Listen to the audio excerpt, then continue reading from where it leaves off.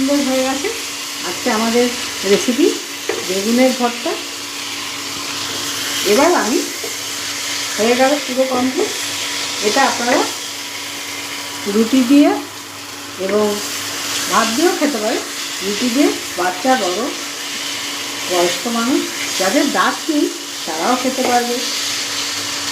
ভাত দিয়ে খাওয়া যায়, রুটি দিয়েও খাওয়া যায়। এবার লাস্টে আমি দিয়ে দিলাম একটু শীতের দিনের ধনেপাতা।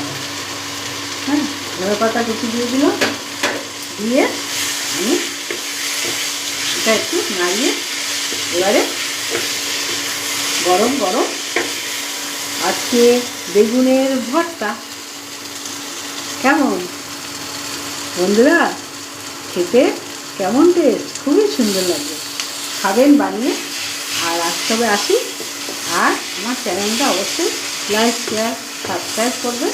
আমি নিত্য নিত্য এরকম অনেক রেসিপি নিয়ে আসবো। আসি তবে, টাটা।